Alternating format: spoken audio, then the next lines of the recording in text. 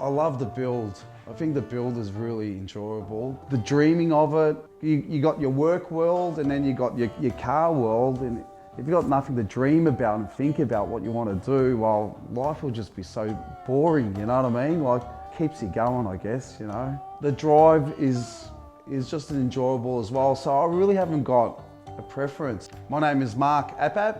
This is my 1947 Ford Coupenstein.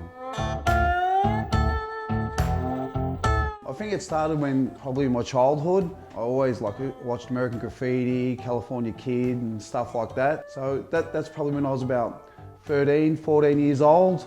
I really wanted a hot rod, so I started doing washing cars, the morning paper round and stuff. I saved $3,500. I bought my first 33 5-window, which I still own now. It's enjoyable because it's a good journey when you build these cars. That's the beauty about it all, and you make a lot of really good friends and stuff. So that's why I kept on, after that car, I kept on building more cars and more cars. It becomes very passionate. I've always liked the guys like Pete and Jake, Hot Rod Parts, which is Peter Chaporis that opened up SoCal and that. I like the stuff that Gene Winfield has done, George Barris, Ed Roth, the most influenced type people. Orangey Red 32 Roadster was an old show car. It was actually in Sydney.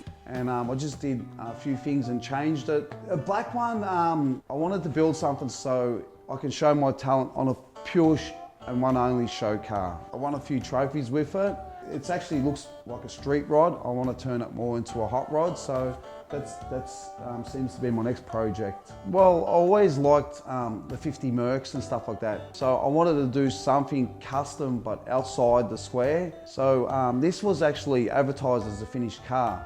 And when I bought it and brought it to Australia, I realised I'd done a huge mistake because it was just a terrible build. It looked all right in photos, but it wasn't right at all. When you do that, you can't ask for a refund.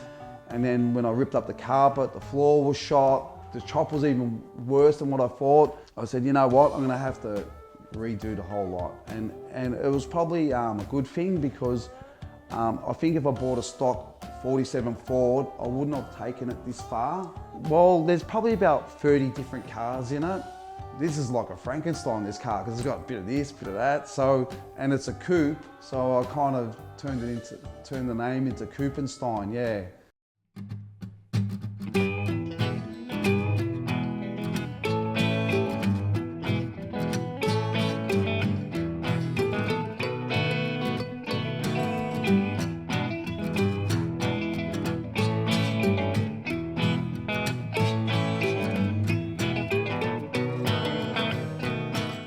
(1947) Ford chassis. We probably only used about the center section of it. Whole back half was all refabricated. Peter Goff, he does all this CAD work and he makes it all kind of look original, but it's got more kick up so the car can sit lower. It's got a triangular 4-bar at the rear, bags with shocks, a Jag front end. So it's got a 350 Chev, it's a little Edelbrock supercharger, and it's got a Devan 750 carby on it. It's probably got around 500 horsepower. Even got aircon, turbo 700. You can drive this car to basically to Sydney. So the hood lining is what I did. I made a mold of the fiberglass of the roof, and then that's how we've made the hood lining. So it's a full fiberglass mold, and it's clips in there. There's a guy in the States. His name's Fat Lucky. He does really outrageous type of trims. I come up with this type of look. Front bumper bar was a FJ Holden bumper bar. We designed some CAD work and designed the grille. We remade the whole front of the front guards and moved the headlights out. Put a Frenching kit on there as well. It's been chopped 9 inches at the front and 10 inches at the back. Got an EK Holden roof skin. And then the sides were all handmade, and it's got like a 1934 drip rail. Still got the original back window. We made it pillarless. So then we refabbed all the tops of the doors as well. Suicide doors. We made a whole new floor, firewall. A lot of the back is been modified. We made the wheel arches longer, curved all the radiuses. Look, there's probably a good 20% that is original on there. The cars that I've got probably hard to replace. I think it's more sentimental, and you know, you put all that work and effort into it. It's just hard to let go, yeah.